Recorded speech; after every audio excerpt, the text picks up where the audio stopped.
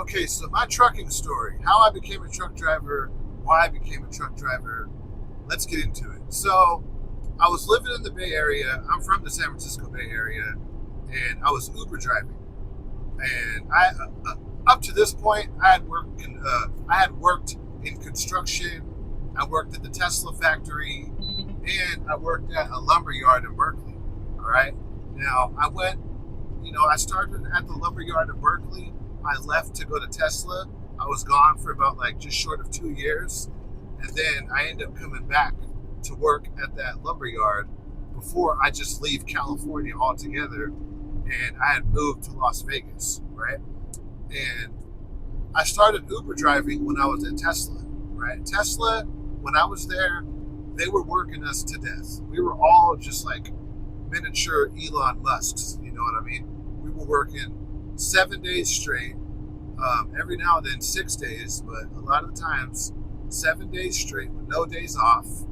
I was on this thing called a split shift where half of my week was in the morning and then the other half was night, meaning that I would get off in the middle of the week in the afternoon around like 3 or 4 o'clock, sometimes 5, only to be back there at like 9:30 or 10 o'clock that same day to work a overnight shift. Thus the split shift, right? I would be on morning and then one day I'd have to come back to start my night shift. So, heater real quick. These windows are starting to fog up. And, it was a bullshit job. Tesla was a good job, you know. If I had stood at Tesla, I would be a rich man right now. Because when I started at Tesla, the stock price at Tesla when I started was under $40. I think it was like 30 something dollars. When my homeboy started, the price had jumped up to about like $50, $60, you know. When I was at Tesla, I maxed out all my contributions, right? And we were getting like stock options from the company itself because we were like early employees.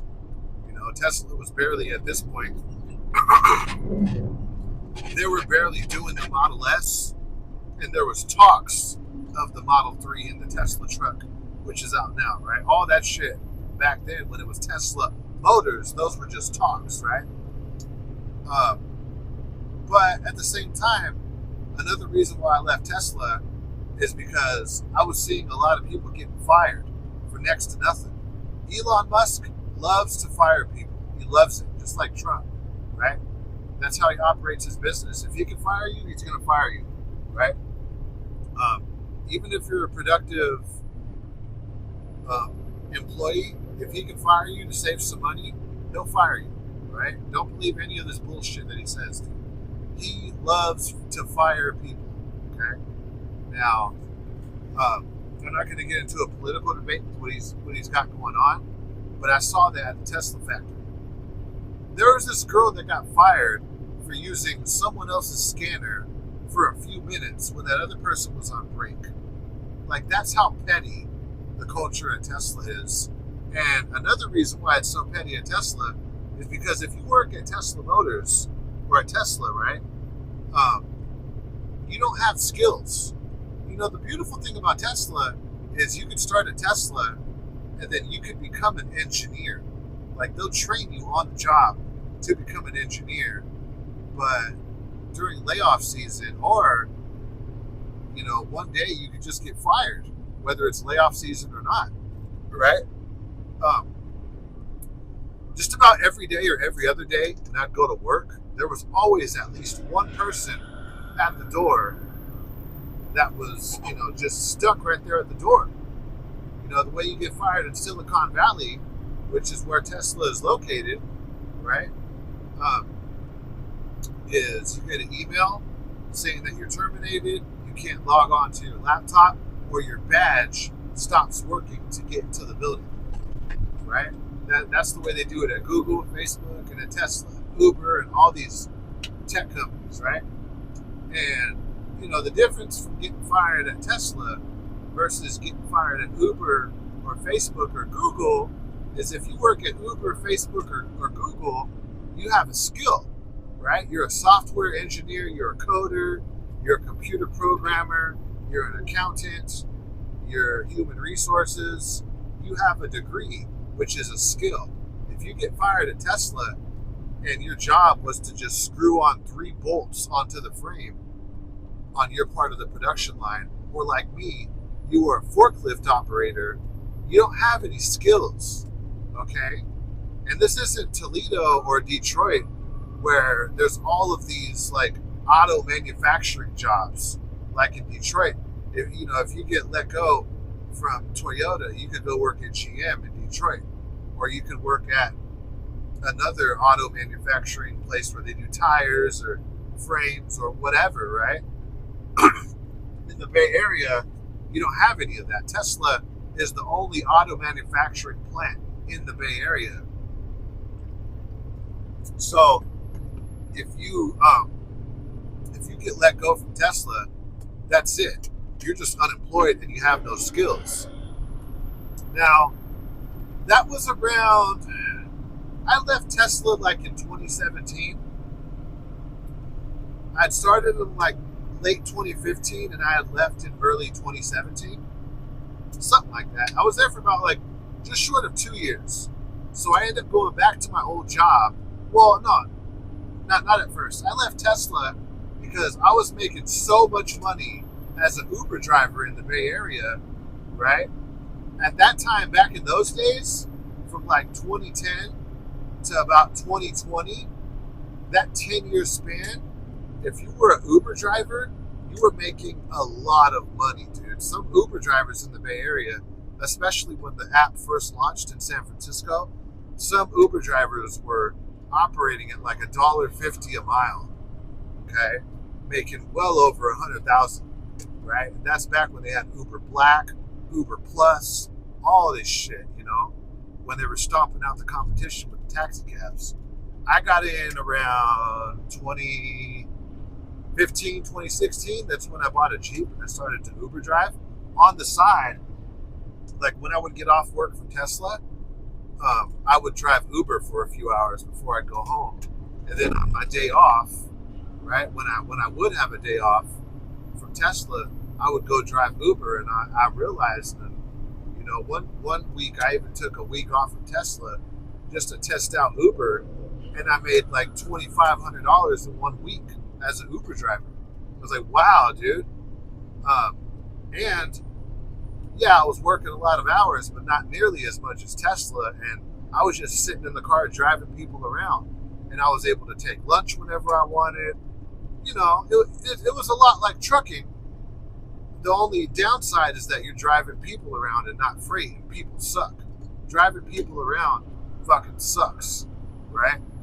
For the most part, people are cool, but it's way better to drive around a loaded tractor trailer that is going to shut the fuck up and not talk back or report you and do all this foul shit that people do, report you for a lie, like pretty much lie on you to try to get a free Uber ride, but then put you out of business for a week.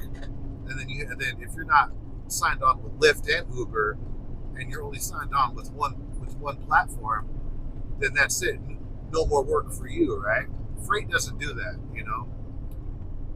So I left Tesla, and I was a full-time Uber driver for about almost a whole year, just short of a whole year, until a friend from the lumberyard reaches out to me on Facebook, and he's looking for a roommate, and I'm looking to move out of my place because the girl that I was living with in Oakland, she ended up just being a Karen, you know what I mean, and just annoying, and I wanted to move out.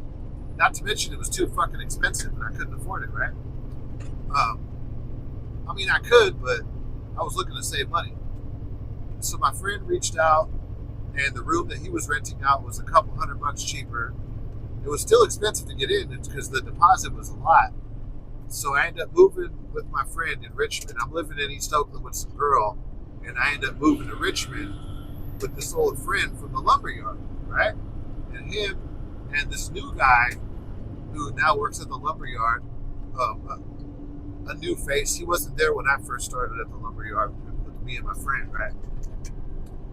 And then I'm living with my friend and the other roommate. They're still working at the lumberyard, and I'm just a full-time Uber driver. So my friend ends up talking me into going back to the lumberyard, right? Like, oh, what about healthcare? What about your dental? What about your vision? Yeah, Uber's cool, but it's not always reliable. Like, what about those weeks that it's slow? And don't you want benefits, like a solid paycheck, dude? Like, come on, man.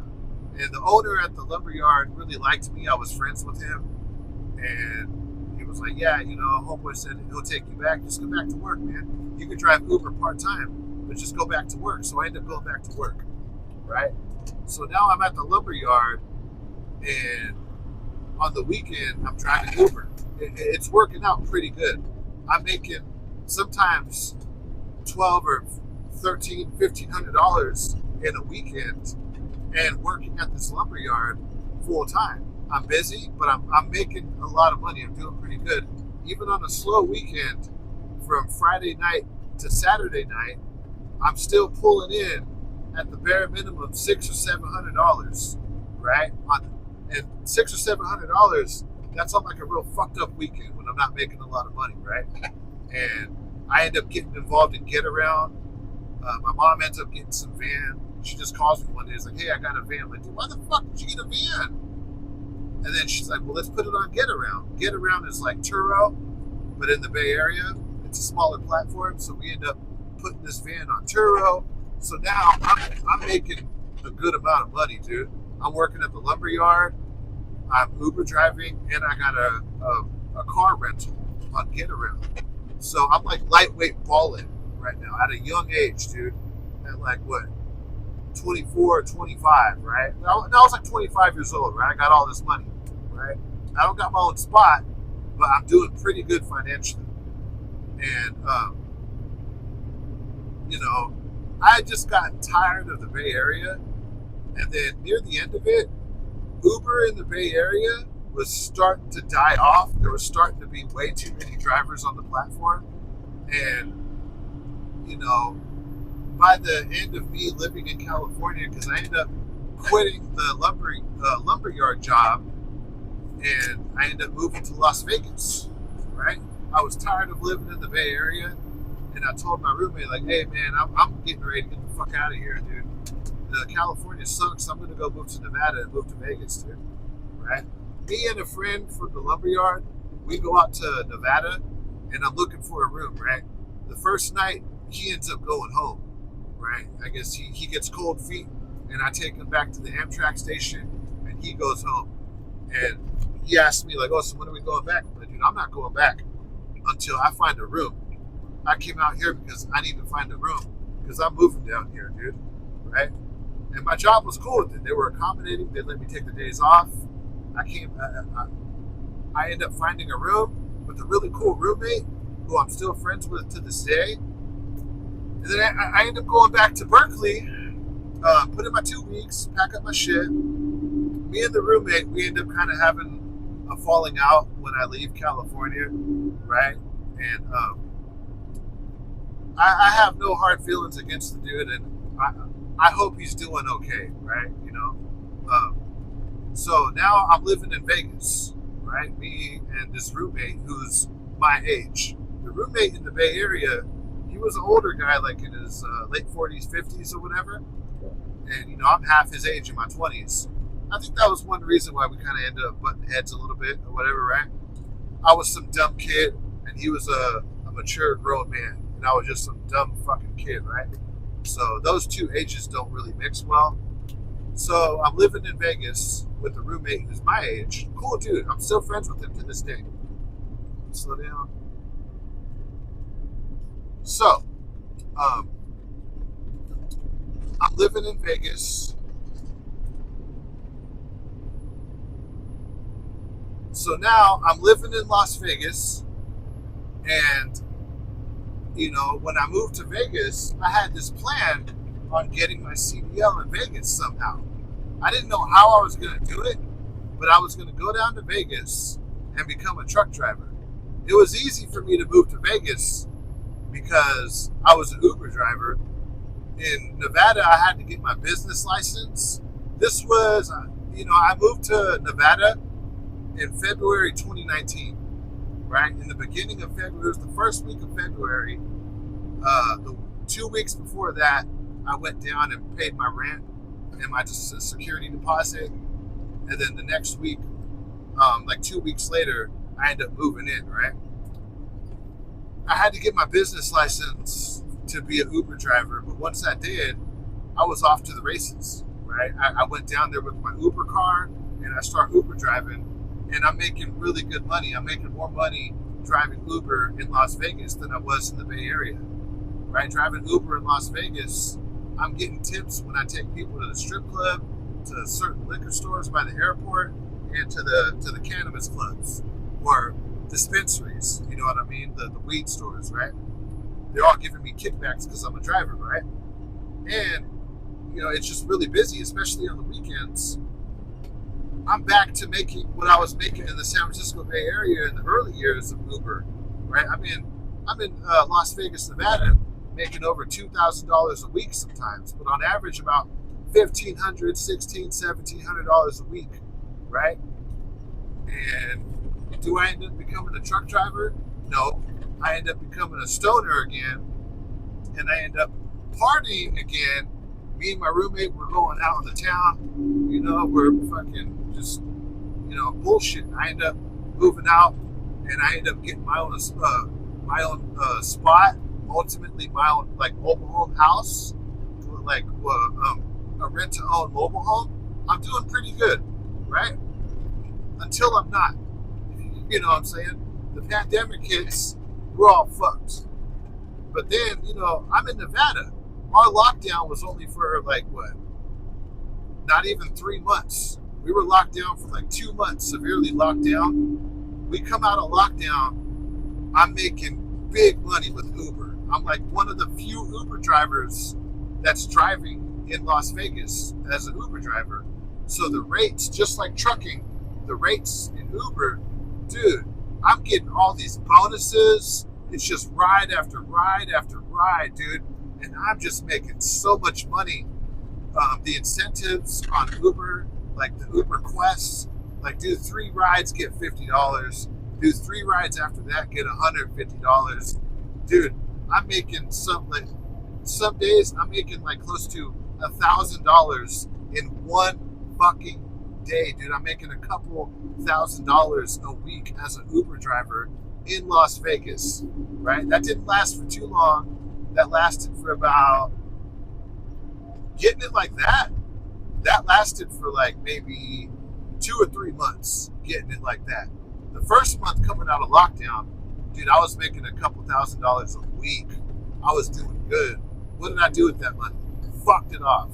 And a lot of it started going into my car because my car started to break down, right? Alternator, starter, tires, transmission, EGR valve, you know what I mean? Just shit like that, right? And, the more and more we come out of lockdown, the less and less I'm making on Uber, and the more and more my car starts breaking down. And when I was on lockdown, it was June or July of 2020. I think it was June, right? The middle of June, we were on lockdown. This was before I moved into the actual mobile home house. I was living in a 5th-wheel trailer in this mobile home park. I had window AC, right? I had no heater. In Las Vegas, it gets cold as fuck and hot as fuck. And, I'm living in a mobile home park with the septic tank system. It's disgusting. It smells. I'm at the end of the block, right? And I'm in a 5th wheel, so my toilet has no P-trap. So I can smell all the shit, from the septic tank system at the end of the night that's fuming out of my toilet. Disgusting. Nasty. My roof is leaking. When it rains, water is getting all into my mobile home. 5th wheel. It's just, and I'm a stoner. I'm locked down during 2020. When Trump and that girl with the scarf come out and they're talking about what's going on with COVID, I just look around at my living situation and I'm like, dude, look at my life, man. I'm living in a fucking mobile home, and I'm an Uber driver, and I got hella miles on my car. This isn't gonna last forever. This was during lockdown. So, I looked at the problem in my life, and it was the substance abuse, which was, for me, was weed. I got to the point where weed didn't get me high anymore, where I was just smoking concentrate. I was taking dabs with the what is it, with the rig, the nail, the pick, and the torch. You know what I mean? Doing concentrate marijuana. Smoking joints and blunts didn't even get me high anymore. And it got to the point where smoking concentrate wasn't getting me high anymore either, because my tolerance for marijuana was so high that I'm pretty much just wasting my money, right? I'm pretty much like buying all this shit, this paraphernalia, and concentrate, like wax, right? Concentrated weed, like some of the most potent shit that you can smoke in the weed world, and it's not getting me high. And because of this, I can't pass a drug test to get a good high-paying job, to go into the union, to be like a carpenter or an apprentice, electrician, or whatever, right? I can't do nothing because I'm a stoner.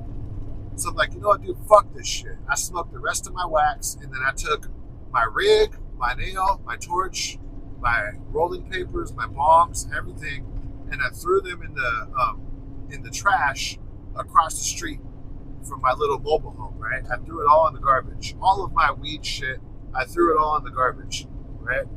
And I told myself, you know what, I'm going to give myself a year to get clean, and I'm going to become a truck driver. Because I told myself when I moved to Las Vegas that, I was going to be a truck driver somehow. I didn't know how I was going to do it, but I knew that I was going to go to Las Vegas and become a truck driver, because Las Vegas, rather than California, is a lot cheaper, right? And if I go to Las Vegas on a truck driver salary, I can live pretty good. I could do okay for myself, right? To this day, that's still true, right? Las Vegas is cheaper than California. It's gotten more expensive, but you can still do well for yourself in Nevada, right?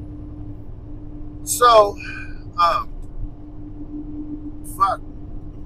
about a year goes by, and I'm on an Uber ride, and my transmission goes out on the freeway, dude. On the freeway, it goes out. I'm able to crawl off of the freeway. I make it to a gas station, and, I order an Uber for my passenger to get him to where he needs to go, because my car breaks down, right? He was on his way to work or school. Some youngster, right? So now I got to get my car towed. I get my car towed back to the house. I'm on the other side of Las Vegas. I'm like, what is this? Southwest Las Vegas by, I think, Boulder Highway.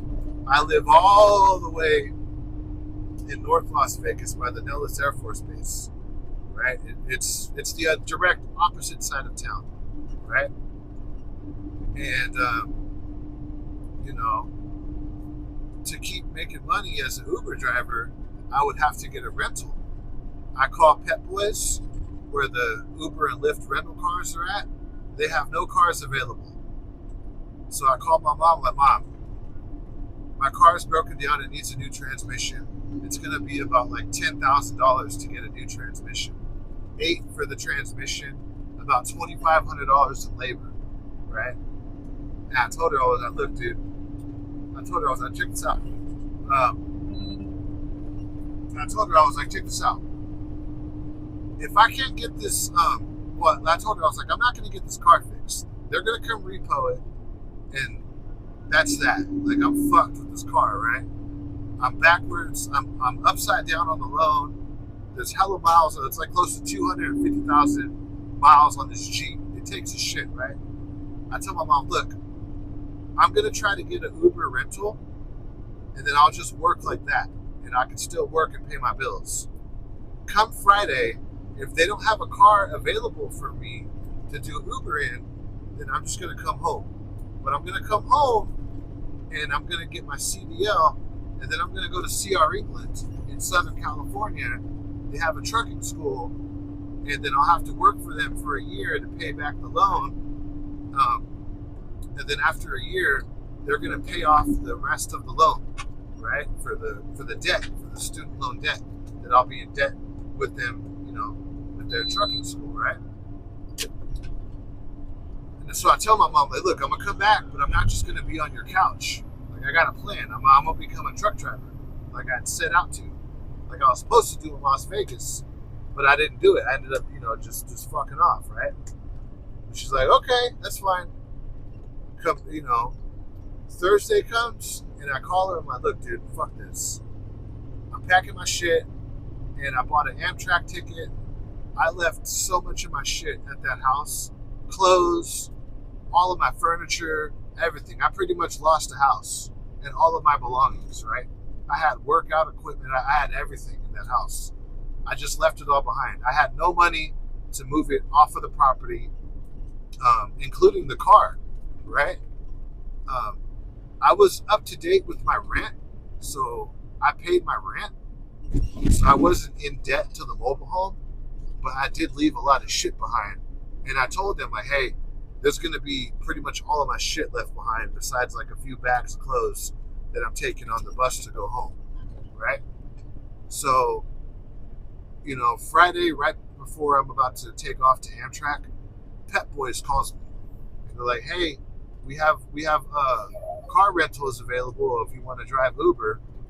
At the last minute, right? I thought about it. I was like, man, should I just stay here and not move back to mom's house and drive Uber? And I said, no, fuck that. I already had my mind made up. I was like, I'm going to go home and I'm going to start driving trucks. I'm going to get my CDL, right? So, now I'm back home and I'm at the house. Fucking, I get an EBT card. Fucking, what else? I'm working like side jobs for my in-law, right? And I start working on my permit. I start going to the DMV, and I pass my 3 tests: my general knowledge, my air brakes, and a combination, right? And then once I get my permit and my medical card, I call CR England, and a week after that, they get me a bus ticket from Modesto to San Bernardino and a hotel. Once I get there, I lucked out, because they gave me a hotel booking for a fucked up hotel where most of the students were. It was full. I ended up going to a slightly nicer hotel around the corner, the Super 8, right? And so now I'm in trucking school, and they're shuttling me to and from the hotel. I end up becoming friends with someone from the school. She ends up giving me a ride to and from school sometimes, right? And yeah, I start off at CR England. I go through my training. My trainer was a scumbag. He was definitely a piece of shit. He didn't really teach us much. He was just using us for the miles. He didn't teach us really how to back. He didn't teach us anything really, right? He ended up, because he got so comfortable with me being on his truck. I was on his truck for about like a whole month when I was only supposed to be out there for like 2 weeks. He ends up keeping me out there for a month, right? The first driver, because it was 3 of us. The first one ends up getting fed up. He ends up getting fed up with the trainer, and then he gets off the truck. And right away, we get another student before we leave the Colton Yard in Southern California, right? So, because of this, he wants to hand both of us in at the same time. So, I only had 1 week left, but we get another student. So now I'm stuck out there for 2 more weeks because he wants to get his miles in with both of us on the truck so he can make all his money, right? And then turn us back in at the same time, like take us back to the yard at the same time so he could get a fresh pair of 2 new students, right? So I was out there for 2 weeks longer than I needed to. This guy was a fucking piece of shit, dude. He fucking had horrible, horrible social skills. He was very confrontational. He was just a piece of shit, right? He started talking about his liberal politics. You know what I mean? Very argumentative. He had a fucked up attitude. You know, the day when we get back to the Colton yard, the other student gets off of the truck and he instantly starts talking shit about him with me behind his back, right? Starts talking shit about this dude to me. And I'm just like listening. I'm like, oh, wow, this guy's a fucking piece of shit. He doesn't have the balls to say it to this dude's face. But here he is talking shit about that dude to me like I'm his buddy. And then I thought I was his buddy for a second until I go to try to shake his hand and tell him thank you for training me. And he just waves me off and tells me pretty much, fuck off, get off my truck. Right? He didn't even give us a ride to the hotel in the Bobtail. Right? He gave us a bullshit story that the hotel doesn't allow, you know, Bobtail trucks to drop off students, which is bullshit. Because not just CR England, but Warner and Western Express had trucks going in and out of that hotel all the time. This guy left us stranded at the Colton yard at 3 in the morning. And we had to sit there for almost an hour trying to get an Uber. This dude was such a fucking scumbag, dude, a piece of shit. He made a lot of money training, but he was just a fucking asshole, right?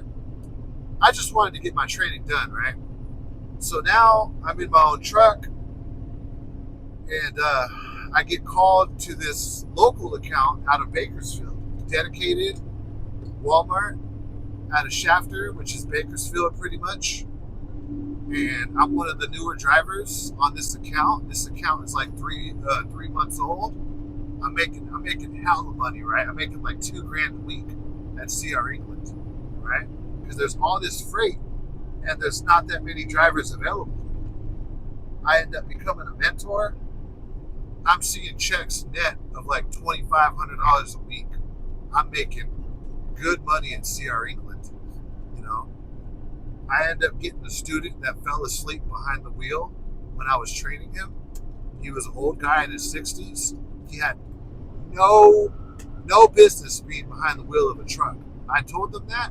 They still kept him on the company. He ended up fucking damaging equipment. It's all bad, right?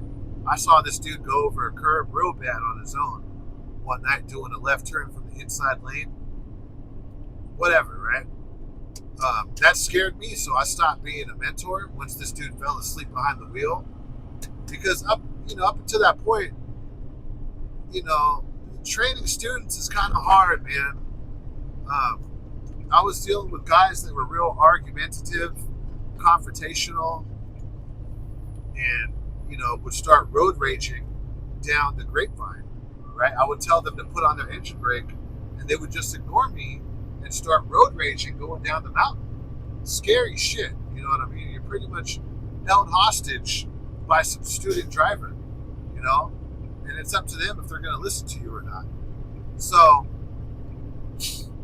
I stopped mentoring, but I'm still making good money. I'm making around like $1,500, $1,600 a week, right? $1,300 on a slow week, right? And at this point, everyone's a trainer at CR England. Everyone's a mentor, right? A driver trainer. So what ends up happening? There's way too many drivers that get hired onto the account. The account gets flooded with new drivers.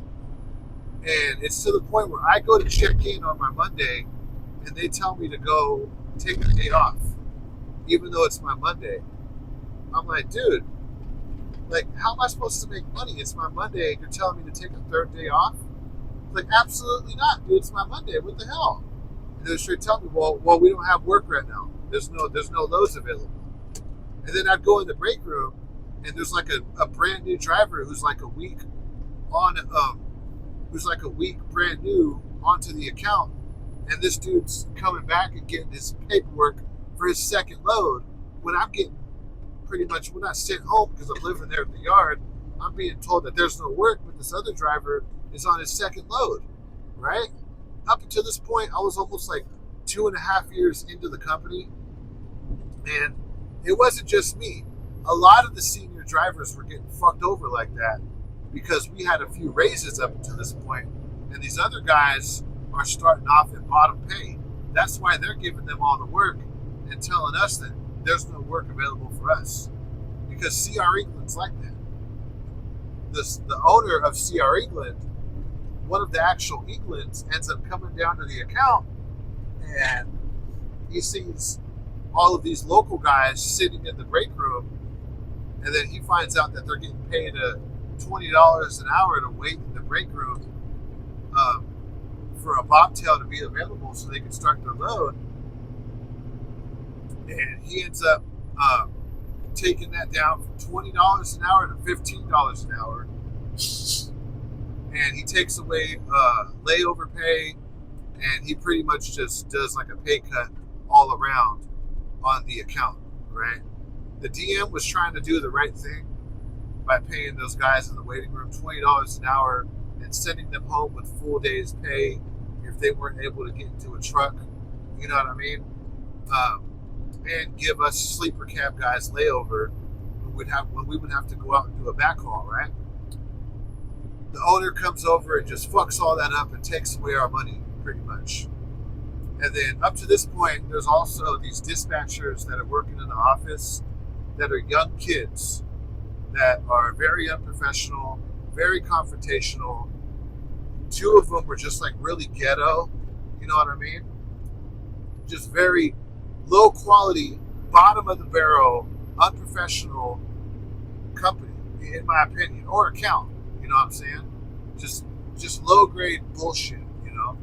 And I know, but I'm trying to stay at my first trucking company for a good amount of time before I start job hopping, quote unquote. That way I have it on my resume that I stood at my first job for a long time. You know what I'm saying?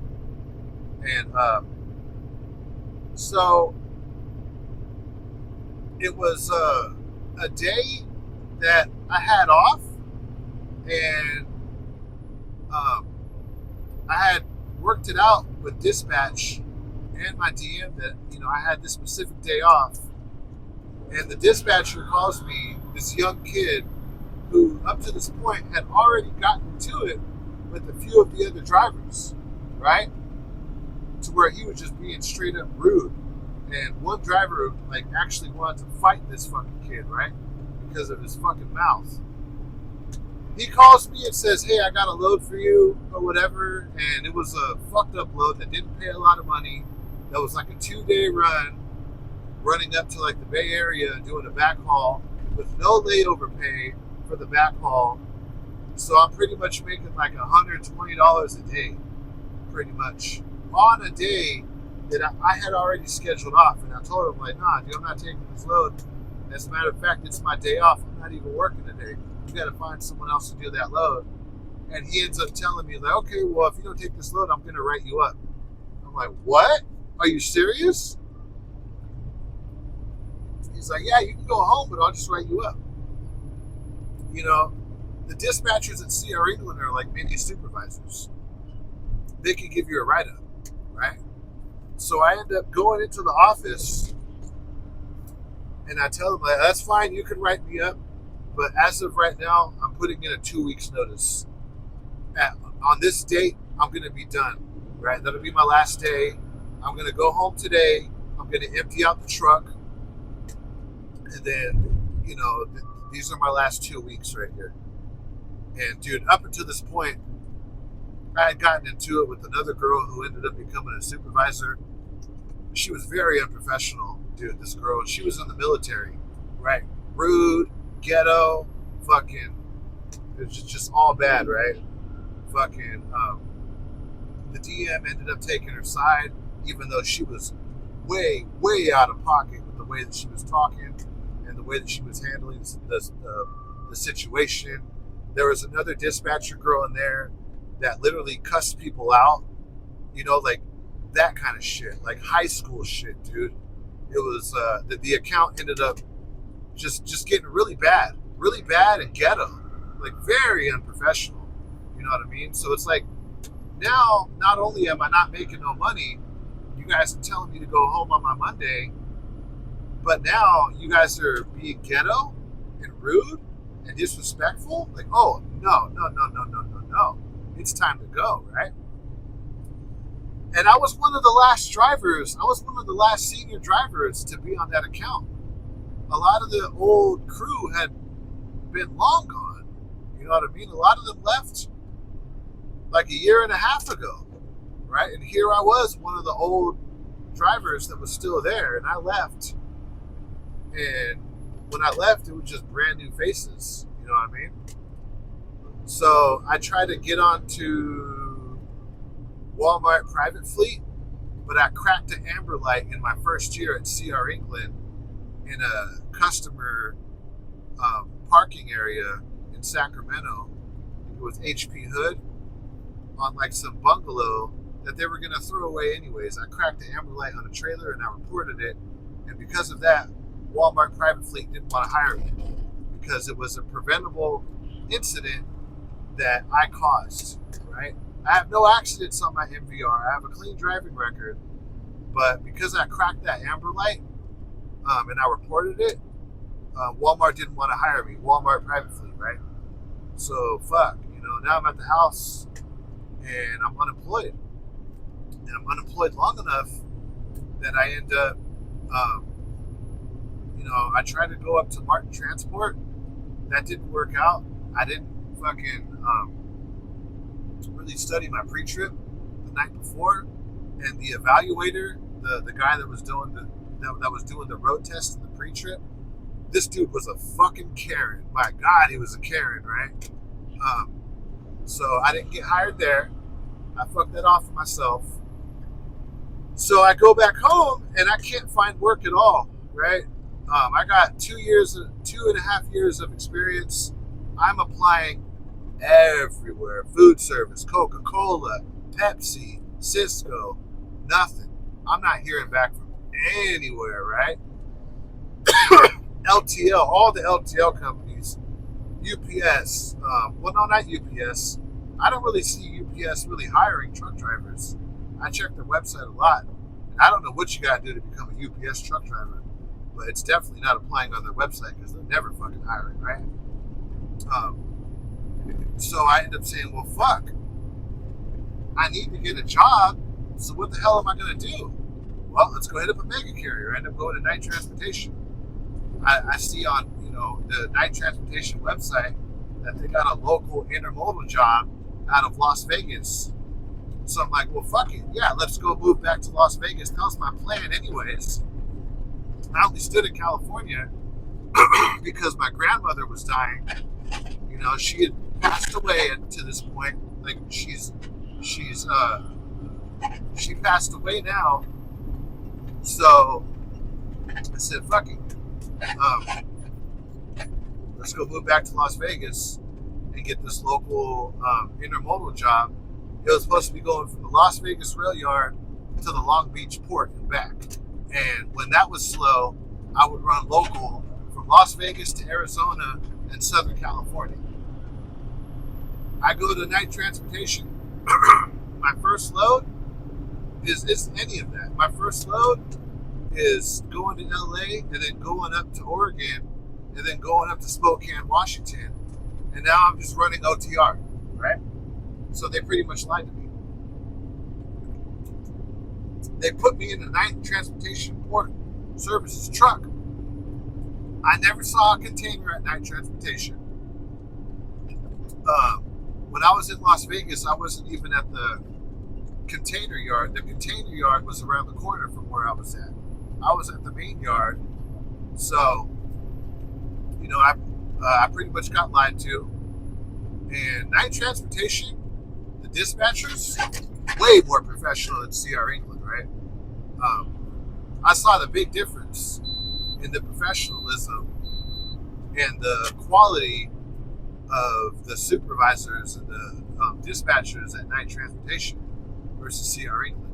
Knight Transportation, way more professional than CR England, right? Because I even talked to other drivers that were on other accounts at CR England. and they were going through a lot of the same thing. Just very unprofessional staff, right? And you know, but Knight Transportation compared to JB Hunt, I mean, JB Hunt didn't lie to me, dude.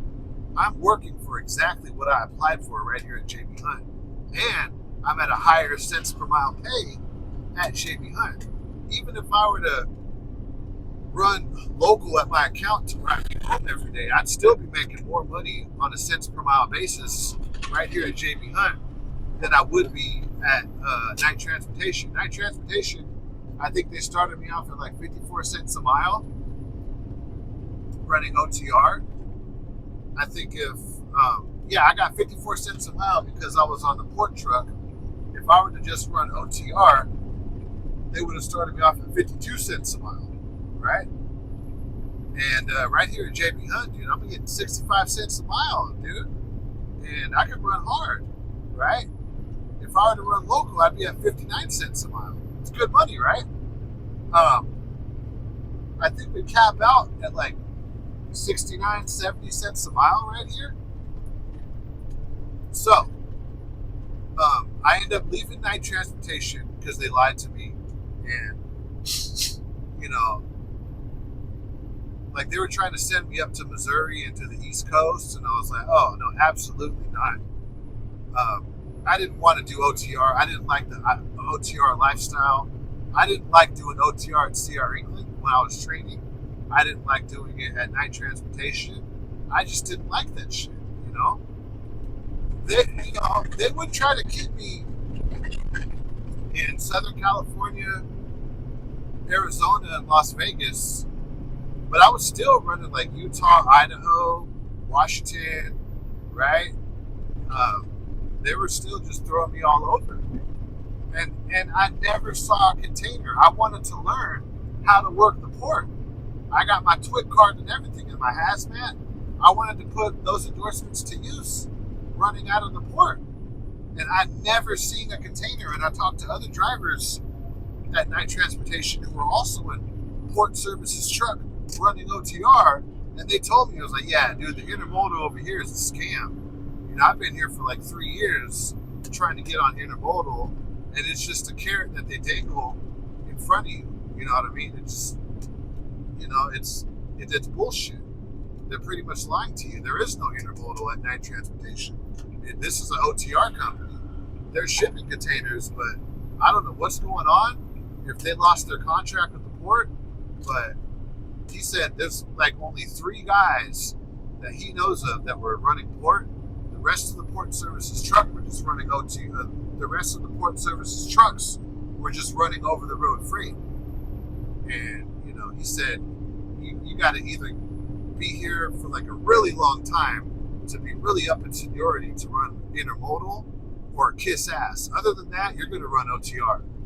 And, you know, I met this black dude who was leaving the company for the same reason why I was, right? Because he pretty much had gotten lied to. And, you know, he wanted a local job. He didn't want to run OTR, right? So I said, all right, yeah, fuck it. I'm going to leave too. Fuck this shit. This is stupid. I'm not coming over here to run OTR. If I wanted to run OTR, then I would have ran OTR. I applied for intermodal local, and I'm not getting that. So fuck this. I'm out. So I go home, and I had a job lined up with a temp agency, and I think it was to run FedEx freight for a third-party carrier, and that job fell through. Human resources, they took way too long to get my information from Knight Transportation, my other previous employers, and the job had gotten filled. They told me like, oh, well, the job position got filled. We couldn't get your work history back in time. So yeah, sorry. You know? So now I'm unemployed at the house. I end up covering a food service job for another temp agency. And then that temp agency that dropped the ball, they end up hitting me back up when I'm running food service. And they say, hey, we could get you a job at UPS. I'm like, oh shit, you can get me in at UPS? Oh, here goes the phone. Slow down. This is a nasty bump right here. I'm gonna go slow over that bump. That thing can knock you over. So I'm thinking they're gonna like get me into UPS. So I tell this food service job, I put in my 2 weeks, and I tell them, hey, you know, when I took that food service job, I told them that I was waiting for another job, and the food service route that they had me covering was supposed to only be temporary in the first place. Like I was covering for another driver. That driver ended up quitting the job, so that food service job wanted me to stay there. And I'm like, nah, man, I'm gonna go to UPS, dude. I can't not go to UPS. That's one of the best trucking jobs ever. I'm going to UPS, brother. Sorry about that. So I end up leaving that food service job, and I go to this quote unquote UPS. It's not UPS. It's a third party carrier that's moving post office freight from a UPS facility. Bullshit, right? I pretty much got lied to again. But the job was cool at the time. I was living in the Bay Area. I was at my pop's house, and the job was literally right down the street, closer than the food service job. The food service job was in Union City. I was living in pretty much Castro Valley, North Hayward, and now I'm working in San Leandro, just right there off of 238. You know, easy, just a hop, skip, and a jump to go to work, right? My plan was to keep that little temp job because it paid pretty decent. It paid like $1,000 a week, and I was gonna find a room to rent out in the Bay Area down the street from that job to where I could ride a bike to work and not have a car.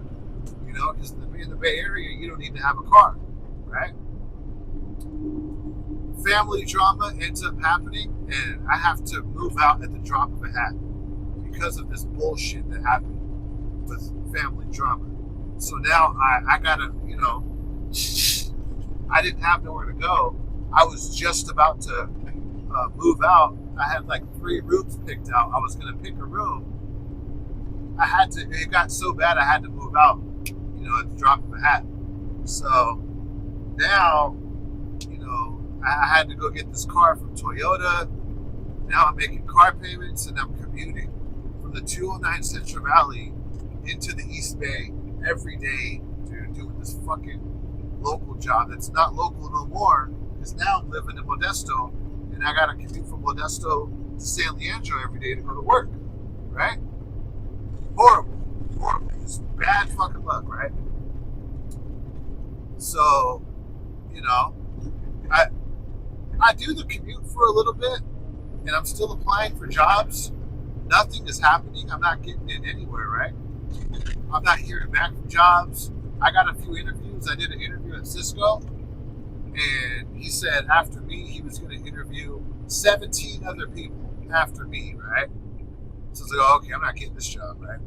I didn't get the job, even though that Cisco job was right down the street from my house, and it was a union job. I'm like, fuck, man, that sucks, dude.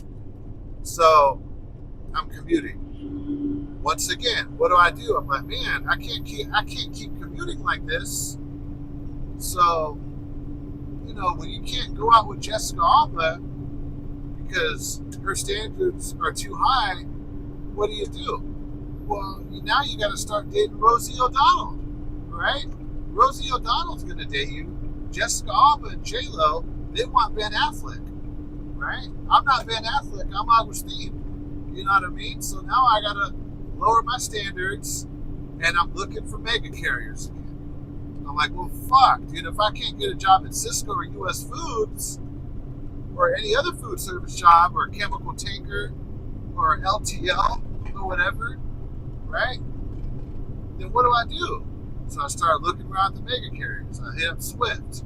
They you know, Swift had work, but it was all the way in Stockton, right? I hit up JB Hunt. Voila, JB Hunt has a local gig, a regional. Well, you know, I thought I was going to be running all the way to Colorado and Utah and shit, right? At this point, I was so tired of commuting. I said, you know what, fuck it, let's go back in the sleeper, right? Regional right here is us running from Tracy into Reno and back. That's regional. That's cake, dude. That's local work right there. You turn that around in one night. If it's snowing, you lay over and come back the next day. Big fucking deal, right? Reno and Northern California, where I'm going right now, right? Now I'm staying in hotels. And dude, JB Hunt, it's not perfect. I wish I would get paid for a lot of this time that I wait on the dock waiting to get my trailer unloaded, right? I do get. Have I got layover pay over here? When I was in the sleeper in certain situations and I was stuck, I got layover over here like once or twice in certain situations that were really bad where I got stuck or whatever. But, man, it's the people I work with over here are just really professional, way more professional than CR England, in my opinion, more professional than Night Transportation, because JB Hunt, like I said, they didn't lie to me. I applied for what I applied for, and I'm working for what I applied for. You know what I mean? I didn't apply for JB Hunt Intermodal, and now I'm all the way in fucking Utah in a sleeper, running a dry van OTR when I applied for Intermodal. Nah, man. I applied for this local, regional, dedicated job. It's pretty much local, and I'm working it. You know what I mean? And I'm getting a high CPM. Yeah, it's chill. It's chill. Whenever anything happens with the customer, you know, when shit happens with the customer, like, how do I say it? When the customers are being kind of problematic, it's not my problem. The office deals with it. Anything happens, the office deals with it, dude. My managers are great. Great people. Very professional. I'm starting to do recruiting again. I think I'm up to like close to 40 referrals now since last week, right? I'm spending money on like marketing to get these referral leads, to get these referral bonuses. I'm up to 40 referrals that I've inputted. I haven't gotten 40 referral bonuses, but even if I get 10 of them, that's really good money. Even if I get 5 of them, even if I get 1, that's really good money, right? Added onto my paycheck, right? And yeah, man, that's my story in trucking. I became a truck driver because I needed to get a skill. I have a skill, and it hasn't been easy. I thought about quitting trucking when I was right here at JB Hunt. That was in the winter when I was in a sleeper and I wasn't making that much money because I wasn't able to run hard. Right here where I'm at this area right here, this area that I'm at right now has a length limit. You can only be 65 feet long on this stretch of 101 right here, this little section. I was in the sleeper, so I wasn't able to run it. I had to run over 299 onto Highway 5 and cross over to the 101 like that, right? I wasn't really making shit, dude. Now I'm making more money. I'm going to start seeing more of these referral bonuses coming in. I may start training over here again. I may not. I don't know. If I start making good money with referrals plus my miles, maybe I won't even need to train people, right? I'd rather not train somebody. Training people is dangerous, dude. It's hella dangerous to train people, right? Because you're at the mercy of them, and if they fuck up and you guys fly off a cliff or fly off the side of the highway, that's not your fault, dude. Like, you can only teach students so much. You know what I'm saying?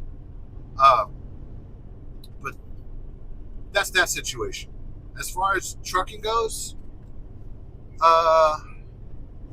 you know, when I was at the temp agency, they lied to me too, but they were professional, right? I got into it with this one dude at the warehouse one day, and they handled it, right? Fucking the people I worked with, my supervisor at that job in San Leandro was very professional. The lady I dealt with at the staffing agency, very professional lady, way more professional than CR England, right? My best job and worst job was CR England. When I started over there, I was making a lot of money. When I left, I was making like $600 a week because I wasn't able to work all the time because there was no more work. I'd go into work and they'd tell me to take the day off because they didn't have no freight, because they were giving it to all the new drivers who could run it for a few cents cheaper than me, right? And on top of that, the staff was just really unprofessional at that point. We had some good professional dispatchers, but they left, right? And then we end up getting these fucking kids that are just really obnoxious and rude, that are just way too young to be at a serious job like CR England, right? So, yeah, that was probably like the worst trucking job that I had was at CR England. The best one that I've had to this point is right here at JB Hunt. Will I stay at JB Hunt? Honestly, probably not. The company is really good. This is a really good company, right? But me, I want to move to a specific location in California where JB Hunt is not at. I'm trying to move to SLO County, and I want to go live in Pismo Beach, right? There's like 2 trucking companies in SLO County. One is an LTL company, and I'm going to put an application in tonight. I'm just going to start being aggressive with trying to get into this specific LTL carrier. Right? I got all my endorsements. I'm ready to go, right? But in the meantime and in between time, I'm enjoying my time right here at JB Hunt. And yeah, that's my trucking story. Let me know about your trucking story in the comments below. I know this was a really long video, but I feel like, we got to know each other on this little drive, right? And how has trucking been? Like I said, I thought about quitting when I wasn't making a lot of money. Now that I'm making more money, I'm a little bit more at ease. And, another reason why I got this job is, like I said before, I needed a skill or a trade, but because I needed a skill or a trade, now that I'm in it, I realize that this is the career path that I've chose. My sister, she went to UC Berkeley. She's working in Manhattan, New York. She does marketing. She makes really good money, I'm sure, right? She lives in Brooklyn, right? She went down the educational route. My dad's a union carpenter for a school district. He went down the union carpenter construction route. I got a cousin who's another union carpenter. He's a journeyman carpenter. He went down that route, the union construction route, right? I got another cousin who's like a mechanic. He works for himself. He went down that route, right? So what about me? I'm a truck driver. This is my skill. This is what I did, right? I went to WyoTech. I could have become an auto mechanic. I tried to become an auto mechanic, but I was too young, dude. I was way too young, right? After school, I went back home and became a stoner again and started hanging out with my criminal friends again. You know what I mean? I was too young to get a serious job like that. I was like 18 when that happened, How long am I going to stay in trucking? Until I retire. I look at this the same way that, a software engineer working at Google looks at his job. That's his career. This is my career, right? I'm going to stay in this until I retire, right? I'm going to buy real estate as a truck driver. Like I'm going to buy houses and either flip them or rent them out. Shit like that. Am I going to buy my own trucking business? Probably not. I think the return on investment in the owner-operator side of trucking is too low for me to entertain it. I think I can make way more money in real estate rather than in trucking, as far as the business side goes. But as far as being a company driver, yeah, dude, this is my trade. This is my line of work. And I'm just going to stick with it. You know what I mean? So with that being said, Be sure to smash the like button on this video, subscribe to the channel. That's the way I look at trucking. And, you know, that's my story.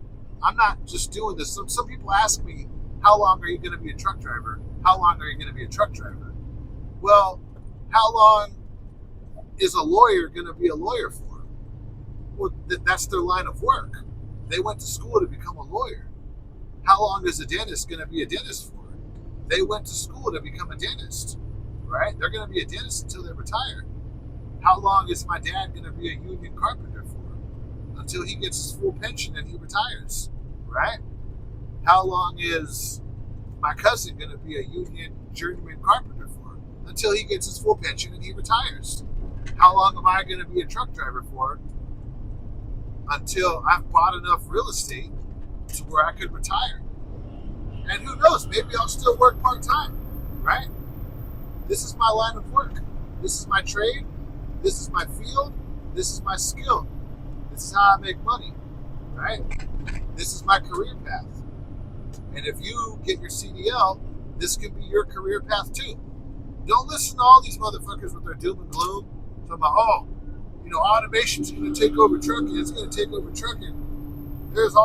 Trucking is always going to be in demand. It is, right? Is it a perfect job? Absolutely not. Can it be better? Yes.